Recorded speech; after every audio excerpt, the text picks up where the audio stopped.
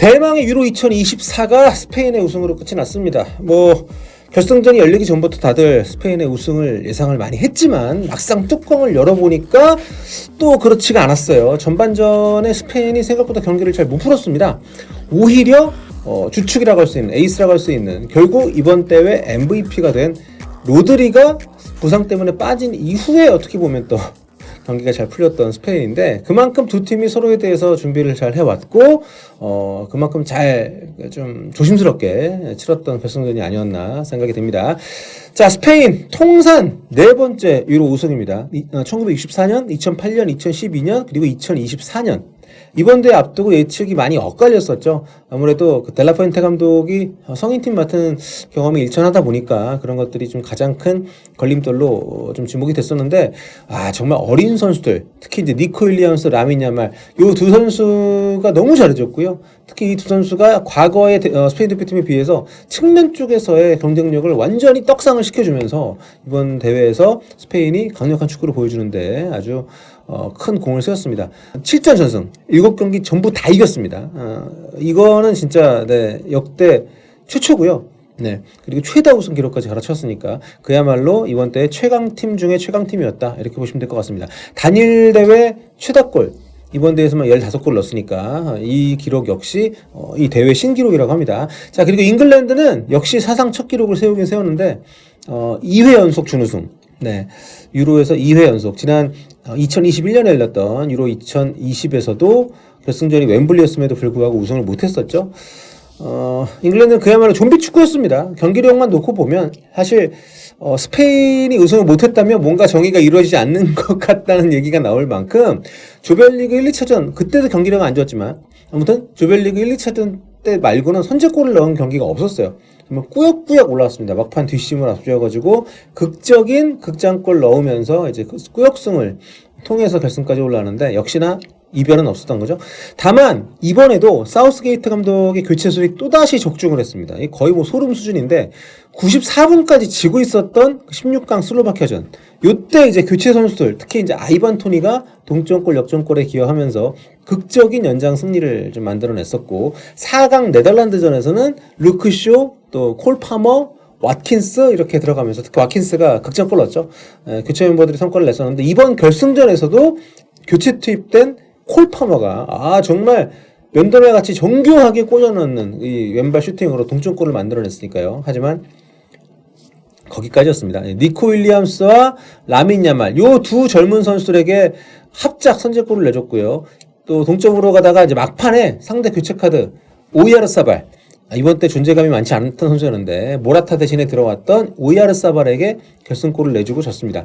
스페인은 이번 때 그야말로 최강자의 모습이었죠. 기존에 볼 소유, 점유율 많이 가져가면서 짧은 패스로 중앙을 공략하는 방식. 루이스 에니키 감독 때는 이게 점유율만 이기고 경기력 형편없고 결과 지고 정말 욕 많이 먹었었는데, 여기에 선수들의 특장을 어릴 적부터 굉장히 잘 알고 있는 스페인 연령별 대표팀 감독을 오래 해왔던 델라푸엔테 감독이 젊은 선수들, 특히 니코하고 야마를 크게 중용을 하면서 양쪽 사이드 공격을 좀 더 다이나믹하게 좀 활용을 하면서 공격의 어떤 폭을 넓혀준 거, 측면까지. 요게 전체적으로 스페인을 더 강하게 만들었습니다. 결승전 기대 득점 값이요.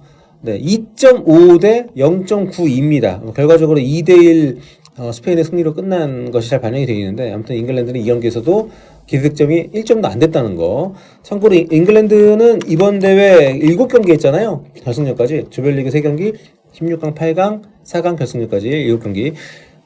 이 7경기 기대득점값, XG 값이 경기당 한 골이 채 안 됩니다. 7경기 전체 다 합쳐도 6.43밖에 안 되는데, 여기 재밌는 게 뭐냐면 크로아티아가 조별리그 탈락했잖아요. 3경기밖에 안 했잖아요. 크로아티아가 7.10이었습니다. 크로아티아보다도 많이 낮은, 그만큼 이번에 공격이 지지부진했던 거고요. 그렇기 때문에 해리 케인, 물론 페널티킥 골도 넣고 또 슬로바키아전 때 연장전 극적인 그 결승골도 넣었지만 전체적으로 경기력이 좀 안 좋았습니다. 뒤쪽에 있는 벨링엄하고도 많이 겹치고 하여튼 좀 전체적으로 영국 내에서 비판을 많이 받았던 이번 대회였는데, 부진했다는 평가에서 벗어날 수가 없는 그런 대회였습니다. 케인에게는. 그러니까 해리 케인을 과감하게 무려 후반 15분에 이번 결승전에서 뺐어요. 그러니까 이게 참 사우스게이트 감독이 이번 대회에서 교체 수리 많이 이제 각광을 받고 있는 게 뺄 선수 제때 빼고 넣을 선수 제때 넣고 요걸 굉장히 잘했다는 건데 그만큼 팀 파악을 잘하고 있다는 거고. 그런데 해리 케인 같은 경우에는 사실 풀타임 머신이잖아요. 그리고 주장입니다.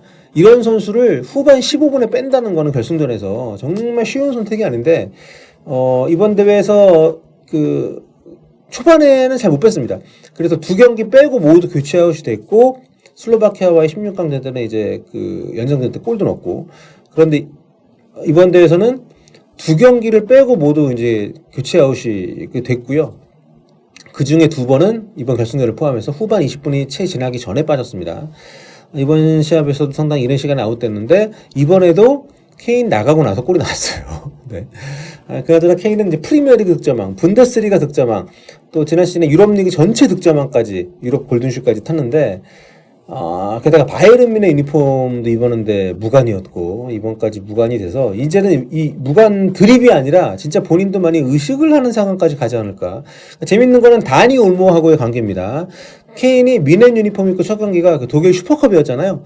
그런데 이때 뮌헨이 라이프치히한테 크게 졌습니다. 그리고 이때 다니 올모가 해트트릭을 하면서 케인의 그 첫 우승을 막았었거든요. 이번 경기에서 케인은 이미 나갔고 스페인이 2대1로 이기고 있던 경기 막판에 잉글랜드가 그 코너킥 상황에서 그 라이스 게히가 연달아서 헤더슛 거의 뭐 득점이 되나 싶었던 정말 조의 찬스가 있었는데 요때 올모가 거의 골라인 넘어가는 슈팅을 헤더로 막아내가지고 이게 만약에 동점이 이때 됐다면 경기가 어떻게 될지 몰랐잖아요. 근데 어떻게 보면 또 이제 케인의 우승을 또 한 번 다니 올모가 이번엔 수비로 막았던 굉장히 독특한 인연이 아닌가. 자, 잉글랜드는 이번 대회 성장형 팀이었습니다. 데클런 라이스의 파트너 케빈 필립스가 지난 두 개의 메이저 대회 때는 잘 해줬지만 최근에 폼이 완전 떡락을 하면서 뭐 아놀드도 써보고 갤러거도 써보고 하다가 코비 마이너로 이제 정착을 했는데 아무튼 그런 과정들 또 그 역대 최강의 공격진이라는 얘기까지 나왔었던 분데스리가 득점왕 해리 케인, 라리가 MVP, 벨링엄 그리고 잉글랜드 프리미어리그 MVP 포든 오른쪽에 사카 이런 구성. 하지만 요 선수들의 동선도 겹치고 공존이 좀 안 되면서 어떻게 보면 과거의 스램제 같은 어떤 좋은 선수들이 많지만 이 선수들에게서 최대치를 뽑아내기 어려운 어떤 그런 공격적인 구성이었는데 요거를 하나씩 풀어가는 시도들을 좀 했던 거죠. 그래서 결과적으로 이제 4강 결승전 때는 벨링엄이 왼쪽으로 확실하게 빠지고 중앙에서 포든이 이동을 하면서 했는데 결승에서는 사실 이것도 별 재미를 못 봤습니다. 아무튼 막판에 루크쇼까지 복귀를 하면서 수비할 때 5-3-2 형태, 공격할 땐 4-4-2 형태로 운영이 되는 이런 약간의 어떤 변형 쓰리백의 느낌. 오른쪽에서는 사카가 사실 윙백처럼 많이 오르내리고 왼쪽에서는 그러니까 오른쪽 수비수인 카일 워커는 상대적으로 수비를 많이 하고 왼쪽 풀백인 트리피어 또 이제 루크쇼 복귀하고는 루크쇼 이렇게 왼쪽 풀백도 올라가는 이런 형태의 그 전술적인 움직임이 상당히 그 수비적으로는 안정감을 줬던 팀입니다. 이번 대회에서 특히 이제 그 로블록을 젖혀 수비를 많이 올라가서 압박을 하기보다는 내려앉아가지고 수비를 하는 모습 보였었는데 아무튼 이게 굉장히 수비적으로는 그래도 합격점을 받을 수 있는 그런 대회였는데 결과적으로 스페인에게 2골을 헌납을 하면서 무릎을 꿇고 말았습니다. 자, 대회 MVP는 로드리입니다. 네, 결승전 하프타임에 교체 아웃이 됐지만 워낙 뭐 스페인 전술의 핵심인 선수이기 때문에 이쯤 되면 로드리 올해 발롱도르도 유력한 후보로 올라가지 않나 이런 생각이 드는데 좀 봐야 될 것 같고 그리고 대회 영플레이어상은 뭐 뻔하죠. 네, 스페인의 라민 야말 선수가 받았습니다. 각종 최연소 기록을 갈아치우면서 이번 대회 16살로 시작을 했는데 엊그제 생일이었어요. 그래서 이제 현지 시간으로 하루 전 이제 결승전 하루 전에 생일이 되면서 17살이 된 뒤에 치른 첫 경기가 유로 결승전이었습니다. 여기서도 어시스트 추가를 하면서 대회 도움왕까지 오르게 됐고요. 어떻게 보면 이번 대회 최고의 스타는 라민 야말이 아닌가 이런 생각이 듭니다. 자, 그리고 이번 대 특징이 이제 득점왕이 있는데요. 득점왕이 3골 넣은 선수가 이번 대 최다골입니다. 그래서 6명이에요, 무려 득점왕이. 과거에는 골수가 같은 경우에는 어시스트 숫자로 순위를 나누거나 아니면 뭐 출전 시간이 적은 선수한테 우선권을 주는 그런 시상식이 진행이 되는 경우들이 있었는데 이번 대회는 골수 같으면 다 공동으로 주기로 이미 결정을 하고 들어갔기 때문에 6명입니다. 근데 6명인 거는 뭐 그렇다 치는데 어떻게 득점왕이 3골밖에 안 되는지. 참고로 지난 유로 2020에서는 호날두하고 이제 그 체코의 파트릭 쉬크 선수가 5골로 동률이었습니다. 근데 호날두가 어시스트를 하나 해가지고 골든슈 수상자가 됐었고요. 자, 그리고 이번 때 아무래도 가장 좀 박수를 많이 받아야 될 것은 스페인의 감독이죠. 루이스 델라푸엔테 감독이 아닌가. 2015년 19세 유로 우승을 했었고요. 2019년에는 21세 유로 우승을 했었고, 이번에 이제 유로 우승을 하게 되면서 연령별 그리고 성인 대회 유로 다 제패한 사상 첫 감독이 됐습니다. 그러니까 오랫동안 그 델라푸엔테 감독을 거친 선수들이 성인 대표팀까지 가고 또 프로팀에서도 주전으로 성장을 하면서 이런 것들이 어떻게 보면 좀 그 연결성, 이게 굉장히 모든 국가대표팀 운영에 굉장히 이상적인 방향을 보여준 것이 아닌가 싶은데, 아무튼 델라푸엔테 감독이 좀 팀을 상당히 빠른 시간에 자기 어떤 그 스타일로 확실하게 바꿔가면서 루이스 에니케 감독 때는 뭔가 볼은 많이 갖고 있는데 골을 못 넣는 이런 좀 실익이 없는 축구를 했다고 하면, 델라푸엔테 감독이 거기서 한 발 더 나가는 팀을 만들면서 상당히 좋은 성과를 냈고요. 이렇게 되면서 우승을 차지하게 됐습니다.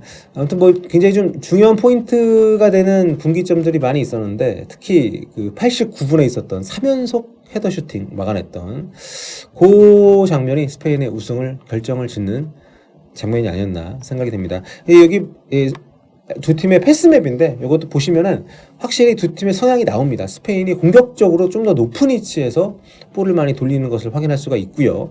그리고 다니 올모가 그 중앙에서 알바로 모라타가 위에 있기보다는 내려와서, 그러니까 양쪽 측면 윙어 니코 윌리엄스와 라민 야말의 이런 공격 그 움직임들을 적극적으로 활용했다는 것이 이 그 스페인 패스맵에서는 확인이 되는 부분이고, 반면에 잉글랜드 같은 경우는 확실히 좀 라인이 낮습니다. 부카요 사카 정도가 좀 많이 올라가 있고, 왼쪽에 벨링엄이나 중앙에 뭐 포든, 케인까지도 상당히 많이 내려와서 좀 그 로블록 치면서 경기 운영을 했기 때문에 아무래도 주도골을 내주는 운영을 할 수밖에 없었고요. 그런 것들이 전체적으로 좀 잉글랜드가 좀 약자의 입장에서 결승전을 치렀고, 그래서 강자가 최종적으로 우승을 하는 그런 결말에 도달을 한 유로 2024였다는 것을 요 패스맵을 통해서도 확인을 할 수 있지 않나 싶습니다. 자, 뭐 이전 대회들에 비해서 좀 재미가 덜하다는 얘기도 있긴 했지만, 그래도 유로는 유로가 아니었나 생각이 되고요. 제가 대회 중에 뭐 전술적 그 트렌드에 대해서 결산한 영상에서 말씀드렸습니다만,